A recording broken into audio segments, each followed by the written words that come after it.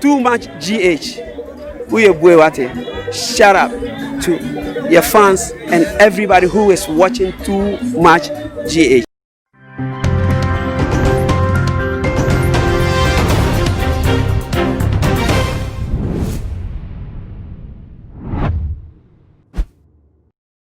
Ma obibia akwaba sonko ede ebatu ma GHS so ekweskapa eni midina Ghana wahala jumedi ena ebre aso say de ebebe somo ewe ye fidie kase yuso monim say too much de dane da ye catch am say we are your number one loyal and credible channel ye wo ho ede mamo abre ene abrebia enti se ensam no wenya ebre na wantina se entiemu na wenso wentimi afo wadwenche amba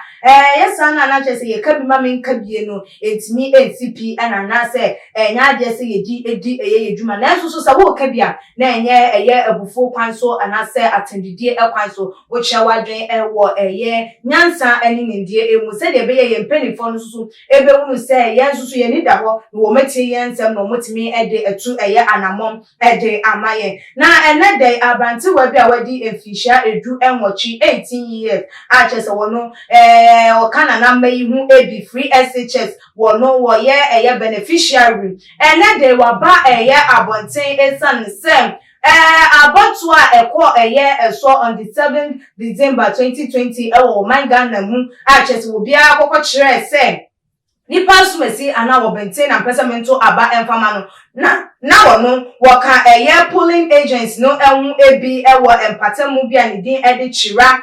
SDA ye primary school B wo ena na chese wono wo ye polling agents ewo na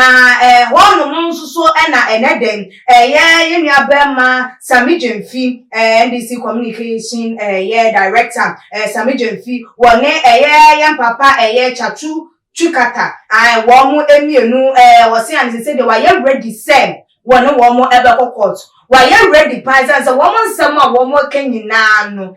eni buku mu enya de se ewo buku mu de biara eda amache se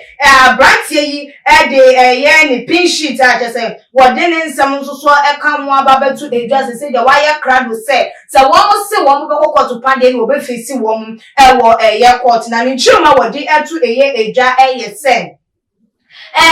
ensemu a Sammy Gyemfi ne ye papa Tsatsu Chikata womo ede etu edwa ede afa chira primary SDA primary school B wonu mu achese wo twemu ese ye enkofo na ewo honum na womo ye 49 na so vote ne eba ye na abro so ne nkran ba no ye nua bema ye boss yakon entwi boss yakon ede ensemu etu edwa na chese wo kire mu a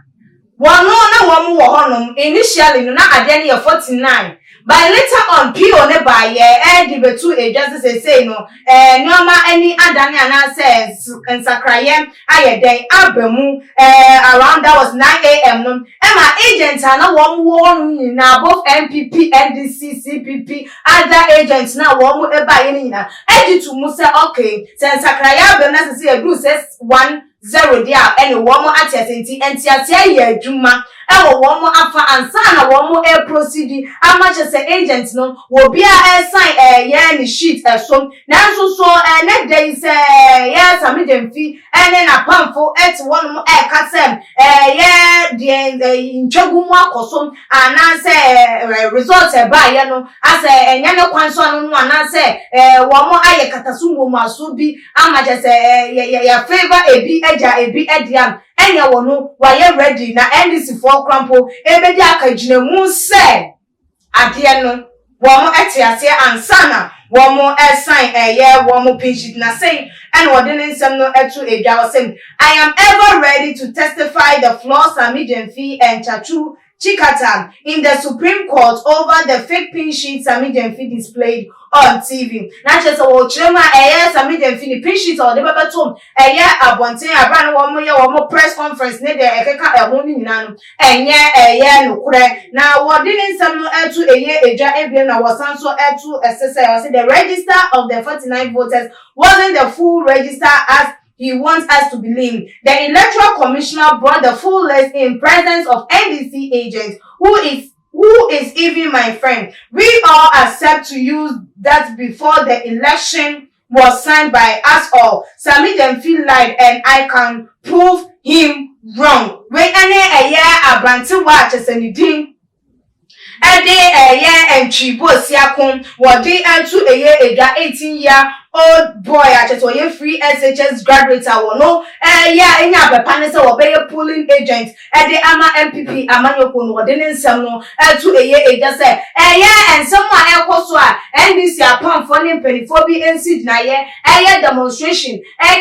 year and someone a year about one who and I meant to was or releasing a year pin sheet and what TV so I just say na kono ye nya ba mai echirema wono wo ye eyewitness na wo gina wo bi yes sakraya ba registration and answer list ni mu no NDC for na wo agent wono no wo nyina agitu mu say ampa anase de nipa ne de ba ye wo mo ye den so ansa na wo mu to na mo am wo bia assign tinti ase ye adwuma enti won tie tie say yes Sammy Gyemfi ene ye papa ye Tsatsu kata wo mo eba bonten eba keka eye enzembi ama wo followers ana wo machi for wo chita for enso abafa oman no anase emran de ahye wo nsa aye eye basabasa ade entokwane eye nyoma ense emfata aba eye wo mamu na se wo mu esi an wo de bekokoto dia wo no eye entwibosi akwa ye ready pa se wo bekokwa yi wo mu ntro ni nyina edi ede akye wo mu e wo Supreme Court nti wo ye ready se wo de wo mu ebekom na ense we beto odwa na Ghana for binum eka se hwe den entro kakra entro like entro nipa wo betwa no kura kakra bi ewom ena no kura nipa wo beka na ye den so a entro kakra ebewom wuntimi enka asemwa me kasa se de Ghana hanom the whole Ghana will be to the ma NDC amanyoko no ena ye wiemu ade ama MPP for enti wo mo ani so de hu ase de wo man no ahye de wo mo abrom ase wo man ni na to aba de ma NDC wo mo njai because any obia na epe NDC ena enyo obia so ena epe MPP enti ye den abato ne bi beko ebi afam ebi susu beko enkofo afam enti de NDC for ye no susu se wo mo ema asundwe enko wo man no na no na ebi no so ka se abanti wayi wan hwa na ordene nkwan etwa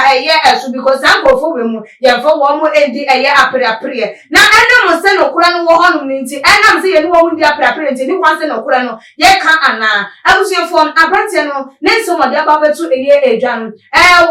so wo ba abotin be kan ye ana se nanka ehu ehia se wo ba abotin din se we nyina ebetu edwa for you try wo pa ensem hu ebra e to ma GH comment section like your videos na share all the social media platform so aha and a brother my kwan amayedi esi e create kapa enemy makram